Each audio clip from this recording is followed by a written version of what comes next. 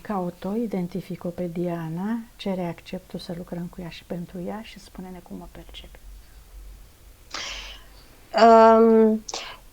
Le-am găsit de la bun început, dar nu pot să le cer momentan acceptul, pentru că e ca și când mi se arată o întâmplare. 1609, Sadova. Așa? Cum adică le-ai găsit? M-am transpus aici, de la... Ai zis la plural, pe cine mai e cu ea? E mama și cu fata. Oh, am înțeles. Bun, hai spune povestea.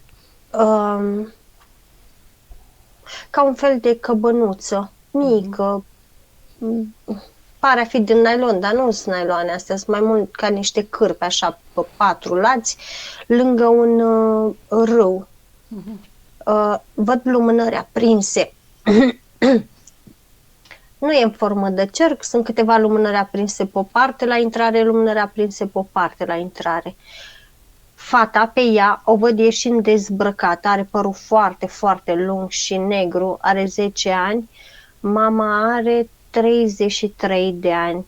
Fata iese dezbrăcată din râu, a intrat să se spele. În timpul ăsta văd tatăl care vine cu niște săteni, cu niște făclii în mână și le acuză de vrăjitorie. Între timp au frumusețe aparte, amândouă. Între timp văd că aruncă cu foarte multe săgeți în ele. Mamei îi intră una în gât, una în cap și una în stomac. Moare instant. Fata, în schimb, îi intră în sâni, în stomac și inclusiv în zona genitală și în picioare, în șolduri. Dar, cum să spun, în momentul când intră săgețile astea, cum să spun, în afară de cea de la stomac, parcă îi ocolește organele vitale, cum ar veni.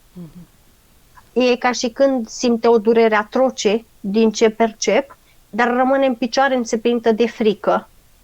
Iar tatăl văd că vine și taie gâtul efectiv, în timp ce îi spune ceva de genul ars vrăjitoară.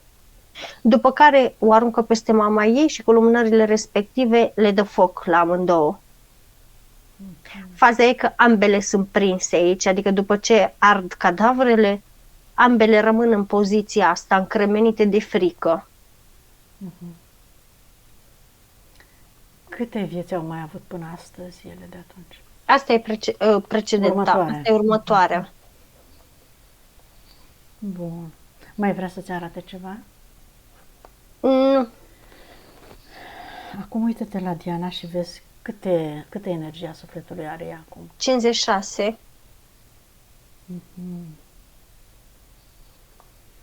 Spiritul ei este cu ea? Da. Știe câte vieți a avut pe pământ? 732. Știe de Este o unde? pleiadiancă. De ce a venit pe pământ? Voluntariat, spune.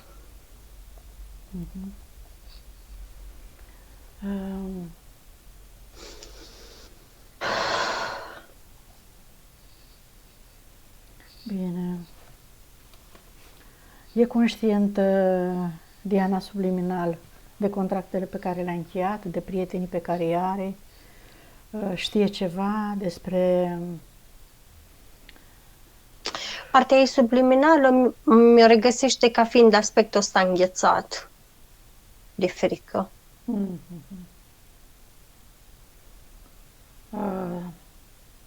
Cu siguranță că are amprenta memoriilor de acolo și fricile de acolo și emoțiile. Dar percep spiritul meu că s-a dus și a luat-o în brațe, iar pe spiritul ei l-a rugat să-i trimită mama în sursă, pentru că și mama ei prinsă tot acolo lângă.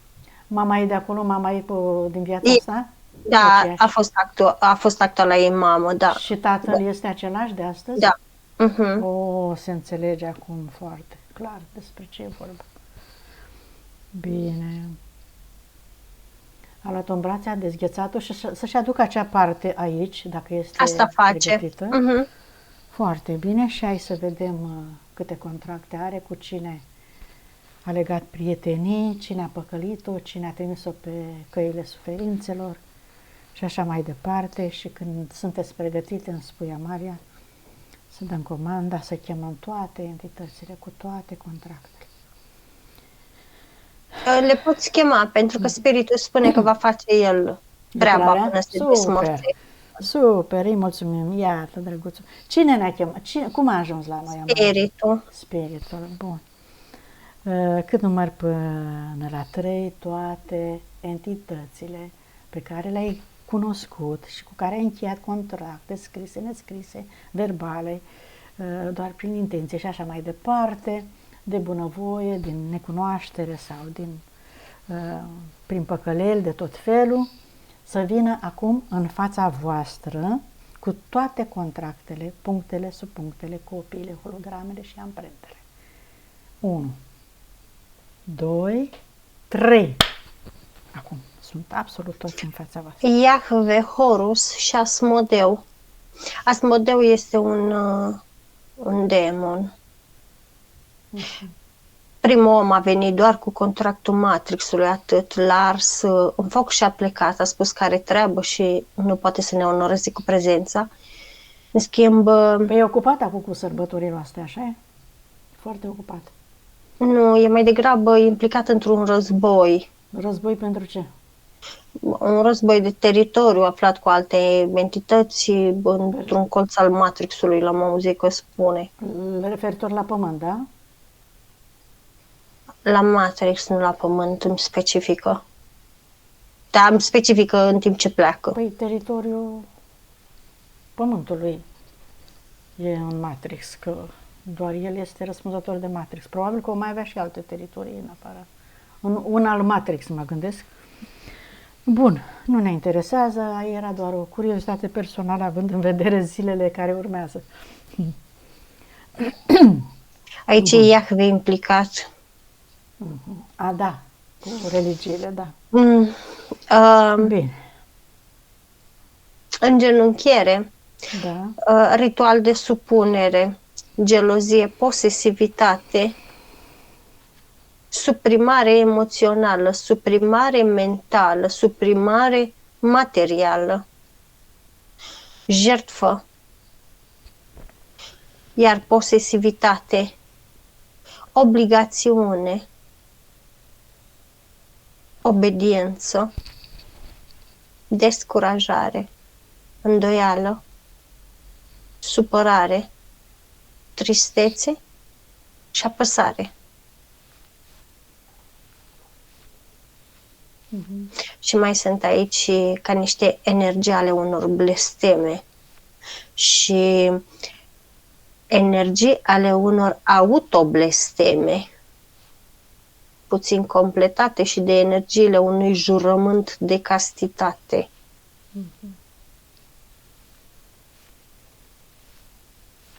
Asmodeu pentru ce e responsabil?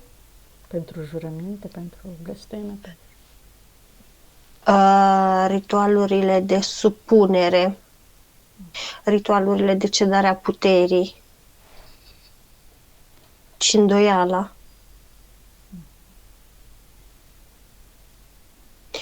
Acum percep că spiritul ei dă ordin să fie arse. Cu cât se arde câte o foaie, cu atât pe ea o văd întremându-se. Parcă îi și percep că începe să emane mai multă căldură interioară.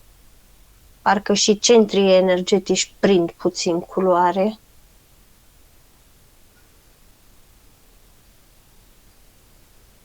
Iată cât e de importantă, Diana, să ardem contractele. Eliberarea cea mai mare se dobândește atunci când ardem toate aceste înțelegeri cu ei prin care noi cedăm puterea pentru că nu mai avem încredere în noi și odată văzându-ne în corp ne simțim neputincioși, desigur. Și atunci cerem ajutor și ei, cum se învârt prin zonă, apar imediat. Și care vine pe acolo când sufletul e în căutare, pe ăla îl captăm și rămâne în câmpurile noastre. Asta înseamnă. Și ne manipulează. Așa, s-au ars toate, s-au dizolvat, s-au destructurat. Și a recuperat o parte din putere. Hai să mergi acum, Amalia, pentru scanare, să vedem ce i-au lăsat în corp. Foarte multe săgeți. Foarte multe săgeți. Adică A fost atacat în perioada în care ea era... amprentele săgeților i-au rămas inclusiv durerile provocate de ele, dar toate sunt transformate în implanturi popritoare, îmi spune spiritul meu. Așa se le spune, popritoare. Îi scoate din sân, din gât, din stomac, din șolduri, din zona genitală. Astea din zona genitală și din sân o percep că scrâșnește când îi le scot. Probabil îi provoacă durere.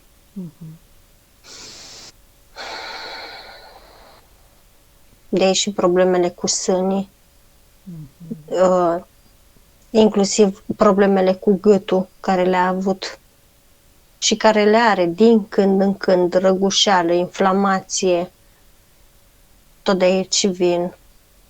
Problema cu stomacul, tot de aici vin.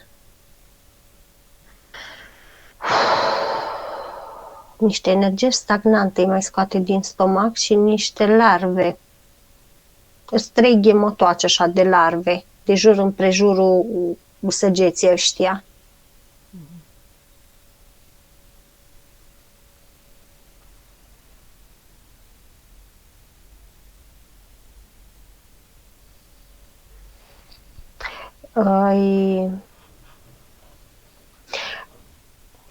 Îi le scoate din zona genitală acum, îi desface și îi curăță și cordonul cu fetușul respectiv.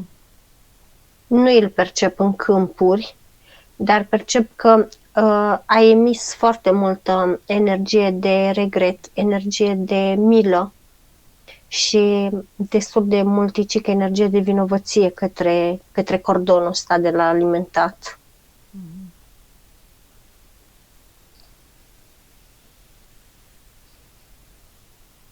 Îi scoate ca un fel de bănuț din interiorul inimii. Este un bănuț care are ambele fațete cu același cap, cum ar veni. Adică pe orice parte s-ar întoarce moneda asta, respingere. Respingere și autorespingere, respingere și autorespingere. Nu permite să se apropie nimeni de ea. Parcă nici ea nu prea poate să se apropie foarte mult de ea. De acolo și palpitațiile care le simte câteodată la inimă și de acolo și senzația asta de gelozie, de lăcomie și de avaritate, dar nu neapărat materială.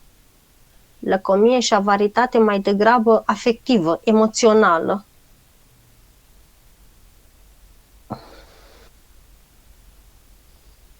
De la rinichi îi scoate ca un fel de clepsidră din ambele. O clepsidră mică. Când e întoarsă, la fel, emite foarte multă gelozie. Când e întoarsă pe partea asta la altă, se simte foarte respinsă, exclusă, inferioară, insuficient de bună. Mai citesc aici ca și emoție. Din ambii. De acolo și senzațiile de, n-aș spune neapărat durere de mijloc, aș spune mai degrabă contractură musculară la mijloc, cu coloană, cu tot în zona coccisului. Aici este durerea reală la ea, din ce percep, dar ea de foarte multe ori, durerea asta de aici, din zona coccisului, cu rinichi, cu șolduri, cu tot, o confundă cu durerea de ovare. Inclusiv de aici percep câteodată că îi se lasă durerea pe picioare, pe oase. Câteodată, nu mereu.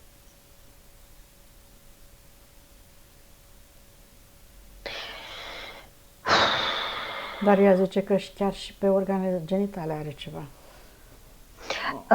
Are. Are. Are energie de respingere foarte mult, are energie de umilință foarte multă, stagnată. Are ovarele inflamate cu rușine ca și emoție. Și mai percep înăuntru uter, trompe.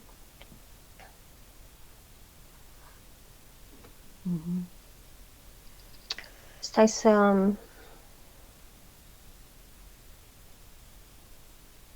E vorba doar de amprente sau și modificări? Nu-i percep modificări, cum să spun? Anomalii, ceva? Am putea să o încadrăm la anomalie, dar nu este anomalie. Parcă fiecare de la intrare înăuntru, cu tot uterul, cu toate ovarele, cu trompe, cu tot, parcă îmi dă senzația că sunt dublate. Dar nu sunt dublate, este, cum să spun, este ca un fel de... Zici că are o matriță de plastic înăuntru. Și a trebuit să o ating ca să pot să-mi dau seama de chestia asta. Dar nu e chiar plastic. Inițial mi-a dat senzația că sunt energia are unor emoții, dar nu era energie de emoție. Bine, emoțiile le-am spus. Faza e că matrița asta se comportă ca o zonă genitală artificială, dar totodată naturală. N-are niciun sens ce spun. Stai așa, da, înțeleg. Vezi, întreabă Amalia dacă a fost, s-au făcut experiențe pe ea în astral, dacă vreo categorie din entitățile astea care se ocupă care au tehnologie dezvoltată și se ocupă cu implanturi energetice, cu hibridizări. Dacă apare ceva a fost, din trecut, da. Și și-au lăsat o umbră oarecare. A fost, dar nu pentru hibridări cu extraterestri. Mai degrabă a avut o problemă la uter. În viața asta, zici? Nu e din viața asta. Nu, e cam de acum 6 vieți. A avut o problemă la uter. Stai așa. A avut o frecvență în corp care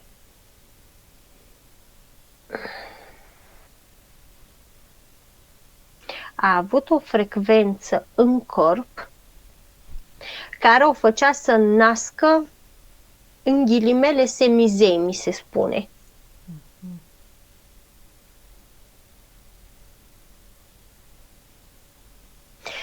Și pentru că a născut odată gemeni, uterul și organele ei genitale, pentru că a născut normal, uterul și organele ei genitale au suferit foarte multe fisuri, foarte multe frânturi, foarte multe fracturi.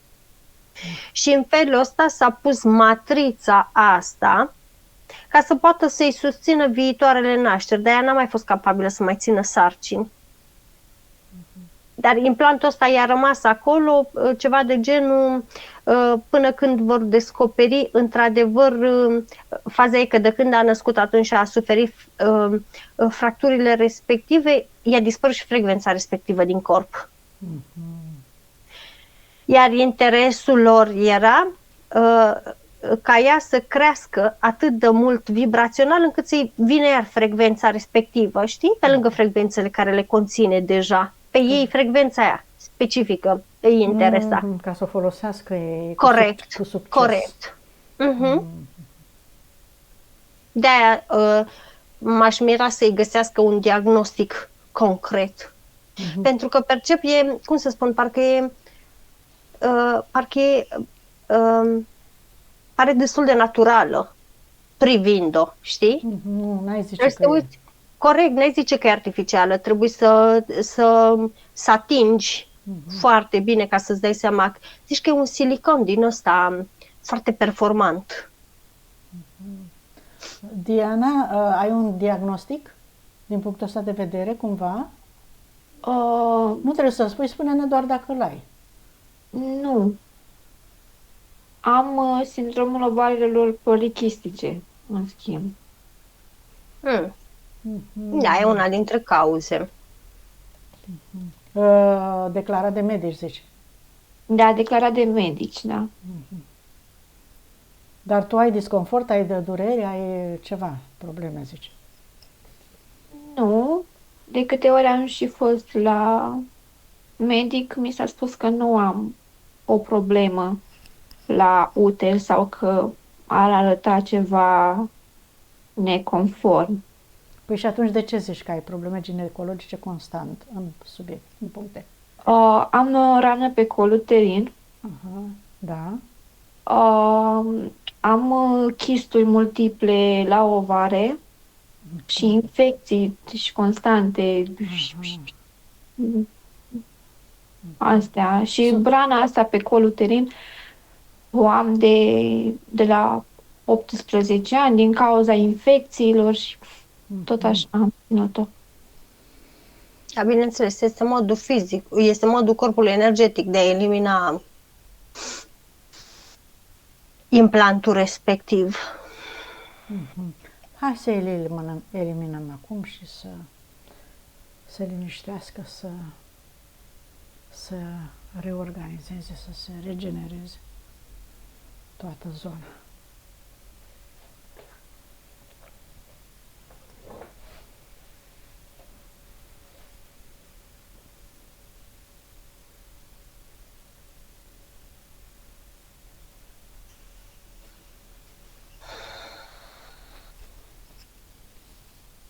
Da. Hai să vedem ce mai are.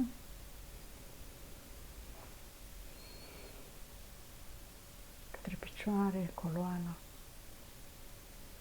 Nu, la coloană nu-i percep nimic. A fost conectată la calculatorul central, dar nu, i-a mai rămas decât amprenta. Pe piciorul stâng are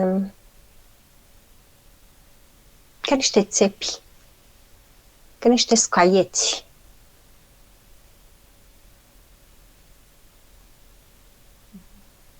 De acolo și tumefiere, am bine să zic, dar nu e chiar tumefiere.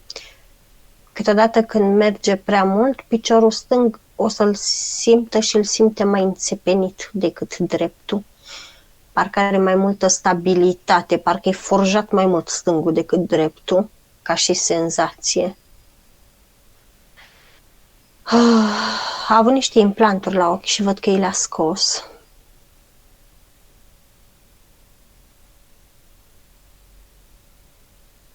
Dezechilibru chakra coroană a fost conectată la sursa falsă, a fost deconectată de curând, îmi vine să spun.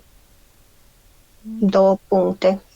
Zice 2 luni, hai să zicem 2 ani, dar nu De sunt când 2 a ani. conștientizat, ea zice că a conștientizat cum e cu manipularea religiilor și tocmai de asta zice că a ajuns la noi.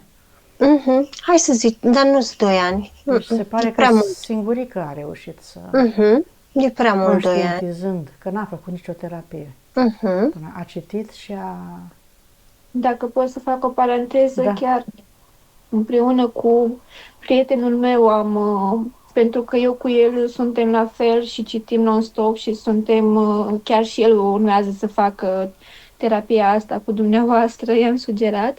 Și noi doi cumva tot timpul vorbim pe teme de genul și am constatat amândoi că religia, cum v-am spus, este manipulatoare. Acum că ai adus vorba de el, te susține foarte mult în calea asta. Da.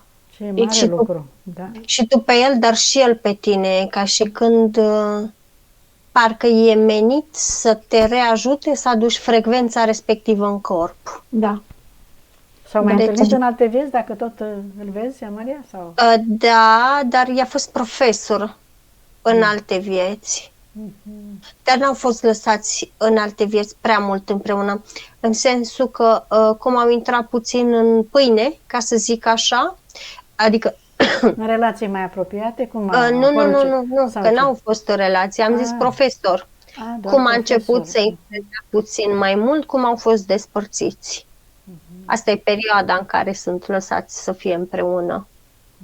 Și ambele spirite îi percep ca foarte buni gardieni pentru ei. E ca și când formează scut spiritele lor. Protejează cu putere. Mhm. Super.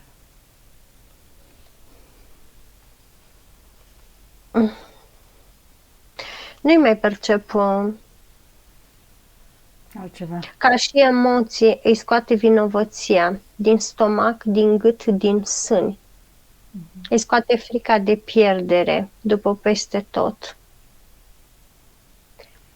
Îi scoate tristețea, mila și compasiunea excesivă din coloană, din plămâni, din cap. Acum percep că îi șterge amprentele unde a fost conectat la calculatorul central. Îi scoate rușinea, umilința, frica de viitor, iar frica de pierdere, resentimentele, ura, furia, disprețul, scârba, Frica de boală, de moarte. opreliștea, astea care le-ai spus tu, mândria, lăcomia, avaritatea, el le scoate după peste tot, dar predominant de la gât în jos, pe față. Îi scoate frica de oameni, din picioare, din gât și din ochi.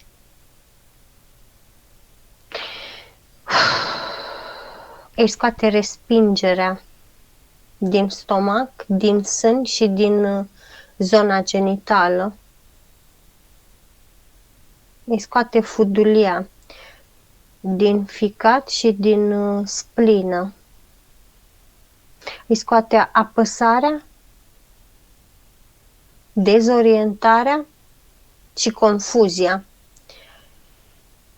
Ovare, vezică urinară, rinichiul stâng, pancreas, un pic din lobul ficatului, stomac, sânul drept, ochiul drept, urechea dreaptă. Și mai scoate neputința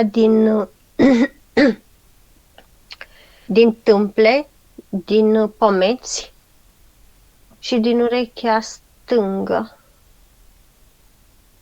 Și îmi spune că e mai mult decât suficient. Exact.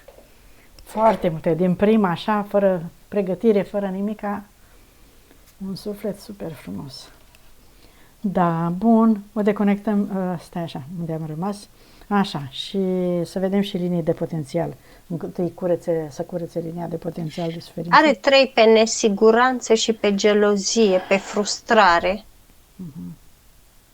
Să le curețe cu noua ei frecvență, să șteargă tot. Știi că frecvența înaltă, Diana, arde tot ce este neplăcut, ce este întunecat, ce este nefavorabil pentru tine.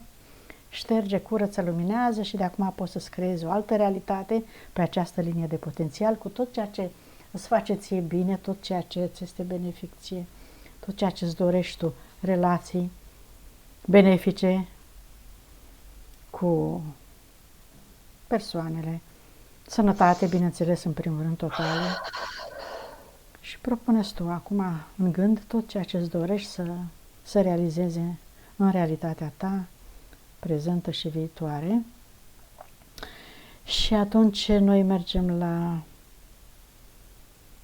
deconectarea de la egregoare, conștiințe colective, astrale, inferioare și câmpurile lor toate, după ce termină cu linia de potențial. E ca și când își lasă deschisă linia de potențial. Nu prea o percep prea categorică sau prea, în ghilimele, disperată să-și așeze prea multe pe linie de potențial. Are și timp, drept vorbind, pentru că este foarte tânără, chiar foarte tânără, așa că nu se grăbește. Poate să-și creeze în timp. Stai să mă întorc. program de loialitate față de mamă, stai așa. Da, bine că ți-ai adus tu aminte. Spiritul meu mi-a zis. Că ți-ai propus să faci asta. Da.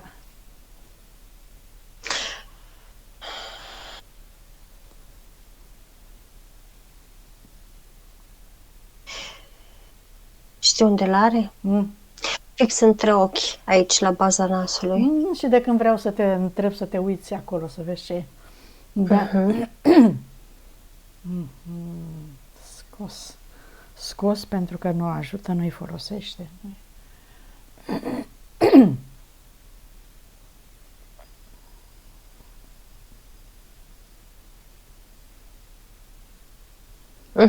Pentru că era ca o obsesie, Diana, nu este tu oricum. Prin curățarea asta pe care ai făcut-o, o să fii în parametrii optimi pentru orice relație, așa că nu e nevoie să ții și programul ăsta după tine. Și ea spune-ne, Maria, cum vezi deschiderea ochiului ei? E mai mare decât ar trebui pentru ea, dar la împământare o să îl mai asezonez un pic. Așa. Pentru că, în special după curățare, va începe să perceapă mult mai bine și inclusiv spiritul ei spune că nu are sens să se sperie, adică mai bine să înceapă treptat decât să înceapă brusc să vadă. Da, când va fi destul de pregătit corpul și mintea ca să înțeleagă realitatea în care trăiește. Bun, hai să chemăm acum toate persoane. Ai deconectat-o de gândire?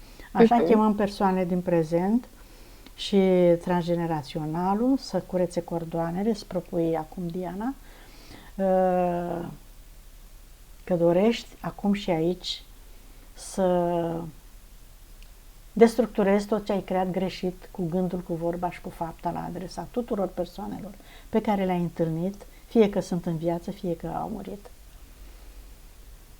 Este procesul de iertare, acceptare și eliberare, Diana.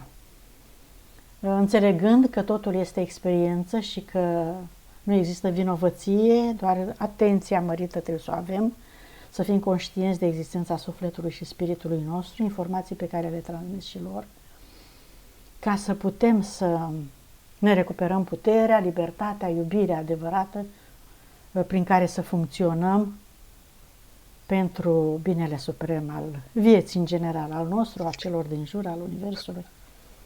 Da. Foarte multă animație am perceput în realitatea ei, dar cordonul cu tatăl am perceput, da, într-adevăr, foarte, foarte karmic.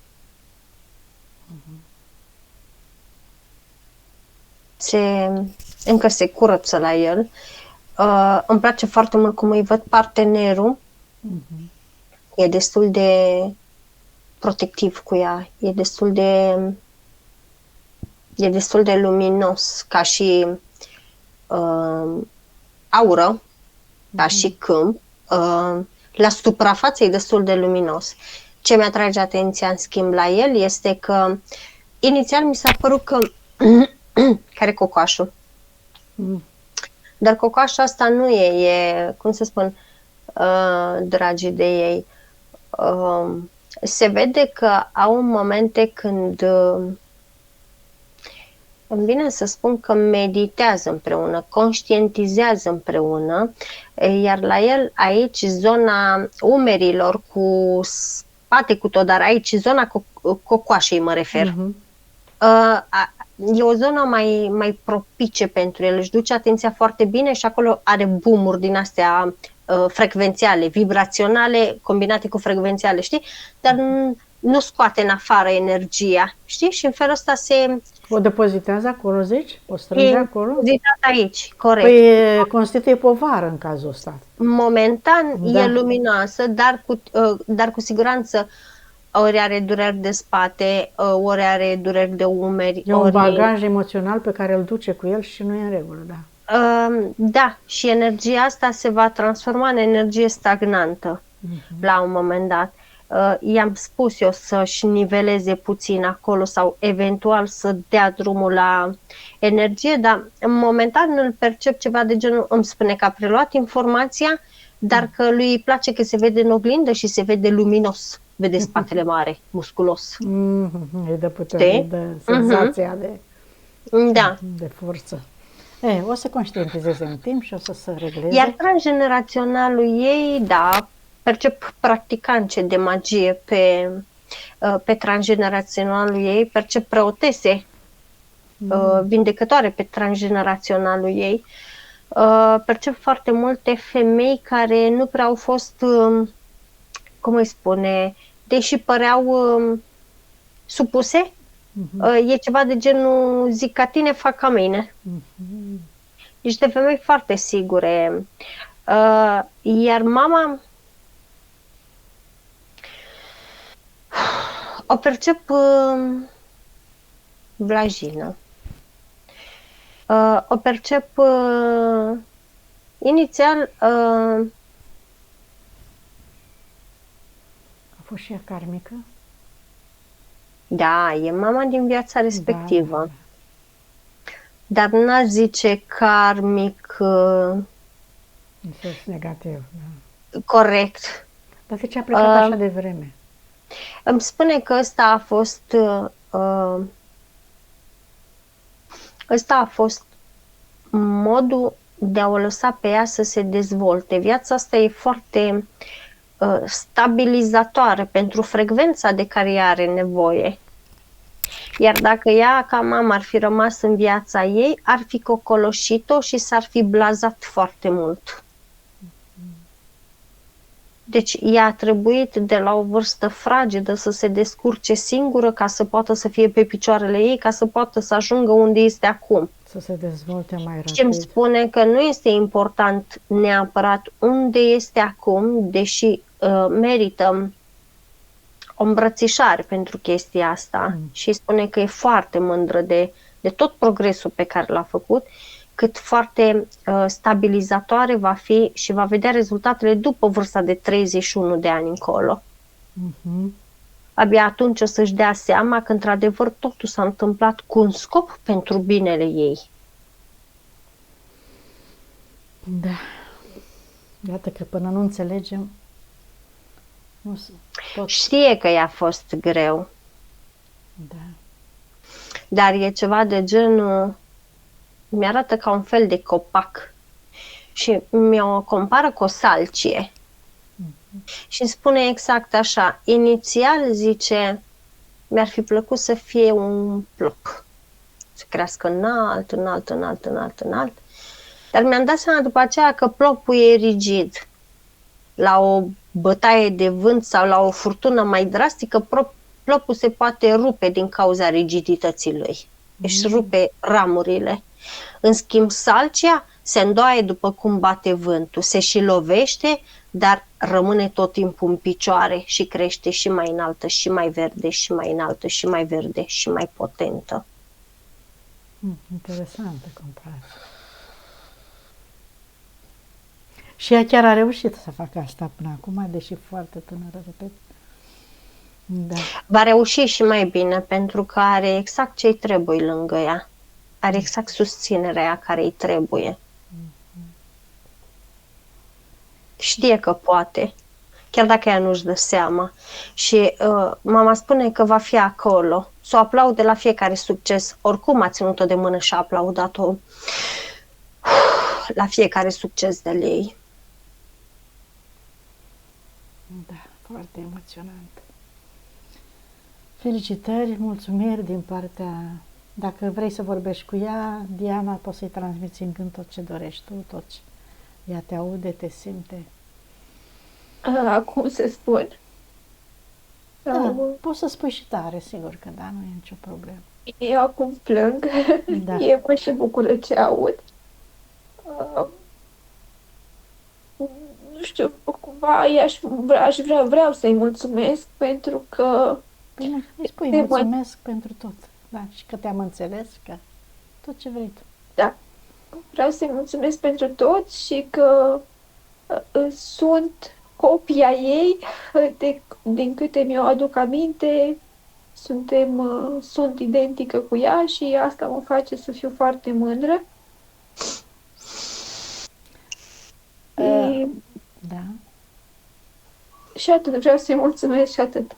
Bine, îmbrățișoasă și... spune-mi, ea a murit de vreo boală? Da, Mm. de tiroidă, din ce știu eu, tatăl meu a vrut să ascundă de Săgeata în toate, gât.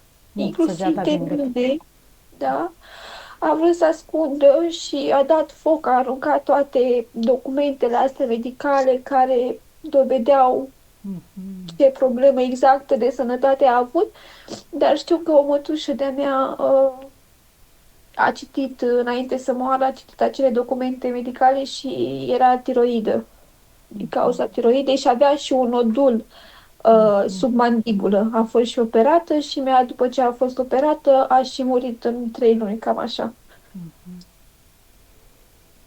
Iată, suferințele în urma acelei vieți datorate soțului de atunci. Da. Da, astea sunt experiențe. Spune că o accepti, o ierți, o eliberezi și să rămâneți în continuare prieteni și cu ea și cu tatăl tău și accepti ca fiind experiențe. Au tăiat cordoanele toți. Bun. Hai să... Ți-ai chemat vreodată spiritul, Diana? Nu, nu știu să fac, nu știu, nu. Da, n-ai apucat să asculți prea multe sesiuni de ale noastre, am înțeles. Hai să cheamă spiritul acum, te rog, și spune să te atingă undeva pe corp ca să-l percepi. Cu siguranță tu îl vei percepe. Pentru că este parte din tine, este forma ta, este conștiința ta, este memoria ta, este tot ce vrei. Dar cum ai spus tu, cu a șaselea simț dezvoltat, se poate percepe. Da. Să vedem unde simți o adiere, o ceva, o mângâiere, o atingere. Acum. Roagă să te atingă.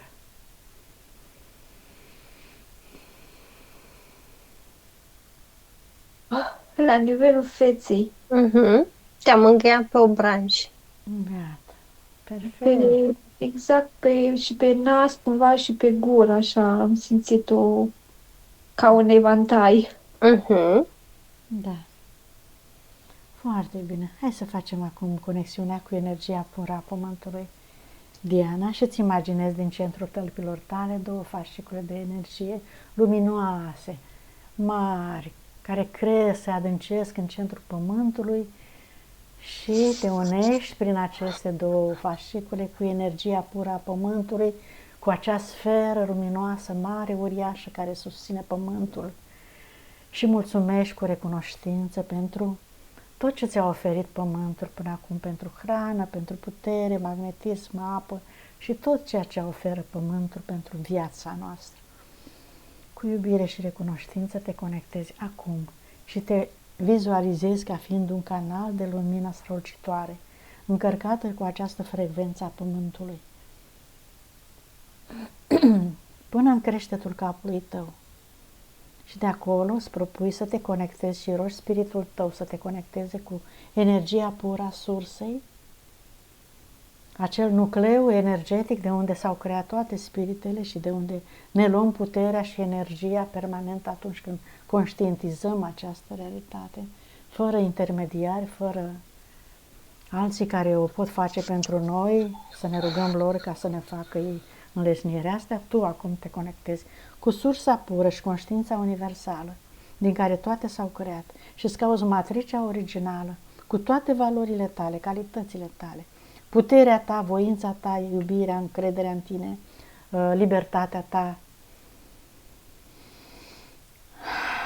Îți regăsești matricea originală cu care te întorci în interiorul tău și te conectezi cu energia sufletului tău, care acum este foarte frumoasă, foarte mare și strălucitoare și în conexiune cu Pământul, și activezi toate memoriile și puterea inimii.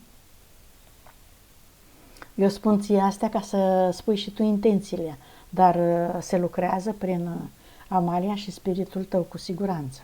Chiar dacă tu crezi că nu poți să faci asta, știi? Tu poți să faci asta acolo. Sigur. Sigur, cu siguranță, să ai convingerea asta. Foarte bine.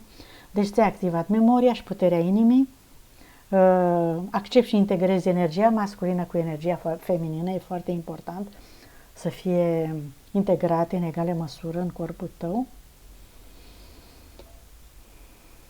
Și acum îți propui integrarea celor trei părți, suflet, spirit și mintea fizică. Inimă. În inimă, foarte bine.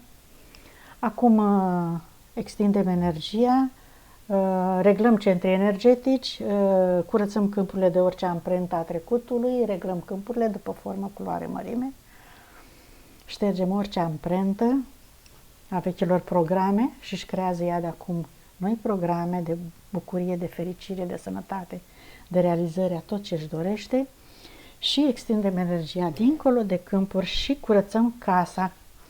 Acum, unde ea stă alături de prietenul ei, vezi dacă e vreun portal, dacă e ceva. Nu îi percep portal.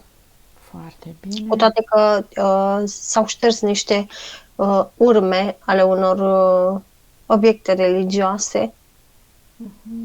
Adică am perceput ceva gen cruci pe acolo. Ai renunțat la ele deja, Diana? De foarte mult timp nu mai am nici calendare, nici icoane, nici cruci, nici absolut nimic. Am primit de la o colegă într-o zi o iconiță, am zis mulțumesc, dar nu m-a surprins și nici nu m-a îmblânzit sau nu știu cum să vă spun. L-am acceptat pur și simplu ca pe un gest și atât. Dar nu sunt pro, nu mai sunt pro.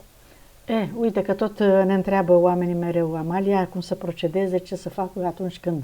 Iată, un exemplu de felul în care să te comporți când primești astfel de obiecte sau când primești astfel de informații care nu-l accepti.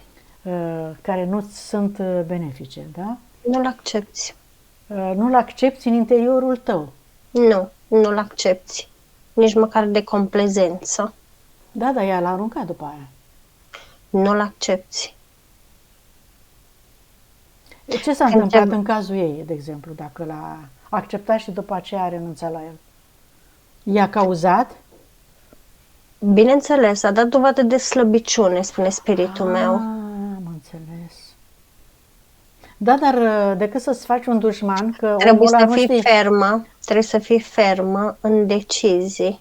Trebuie să fii fermă în alegeri și trebuie să înveți să-ți impui punctul de vedere. Nu este vorba că îți faci un dușman. Eviți să-ți faci un dușman în fizic și te trezești cu prieteni în energetic.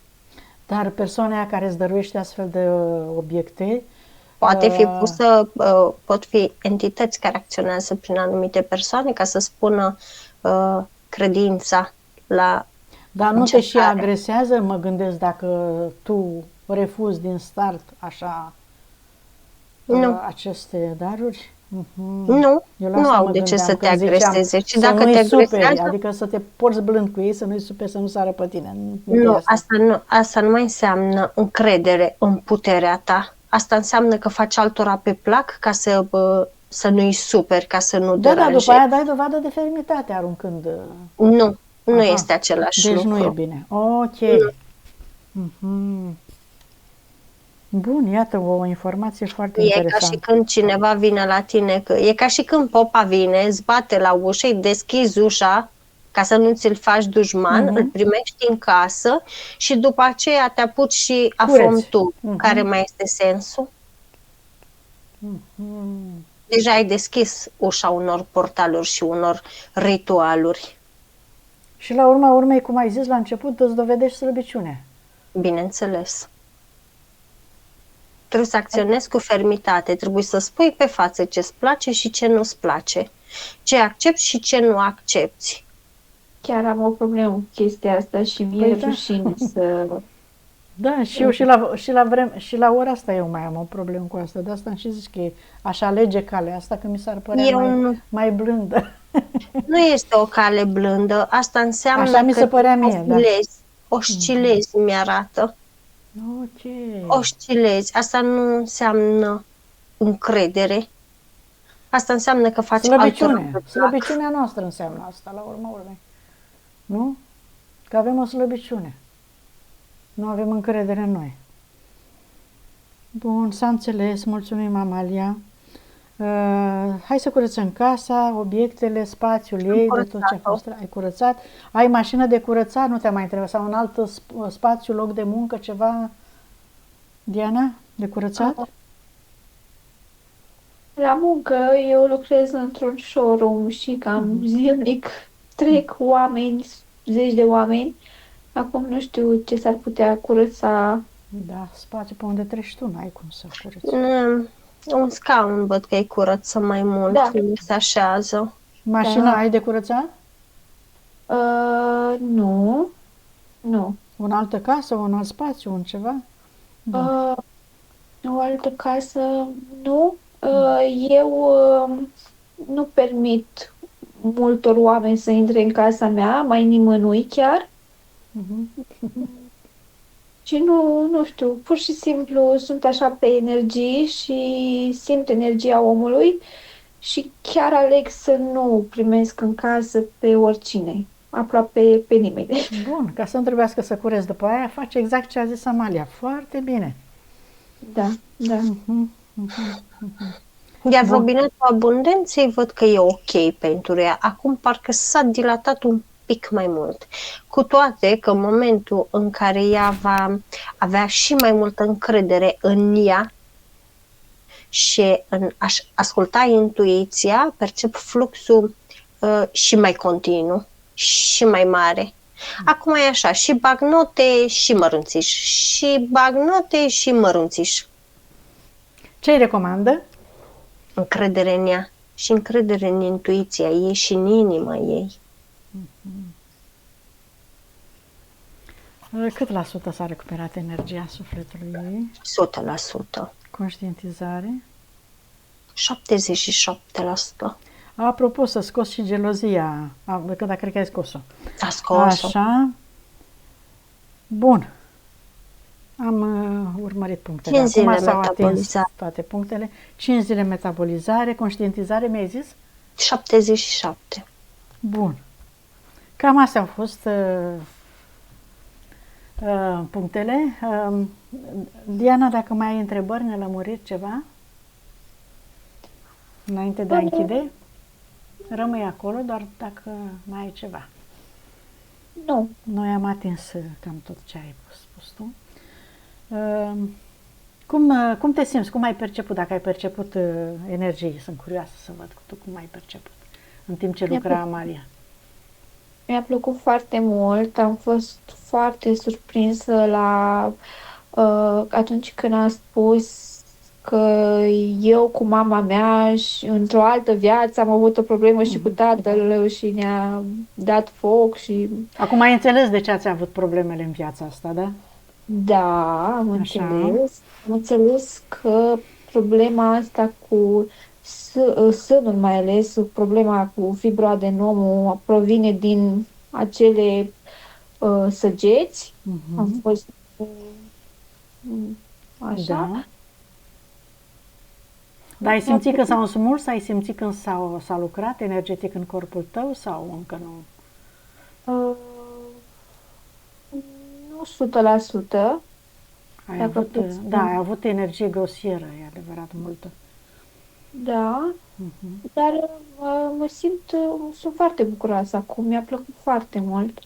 Am așa o energie bună că am aflat lucruri interesante și utile pentru mine. Și simți o eliberare, așa-i? Da. Simți ușurarea asta Da, de chiar energie. Bine, acceptul de publicare ne-l dai? Da. Mulțumim frumos, mulțumim. Acum vă deconectați de tot și toate.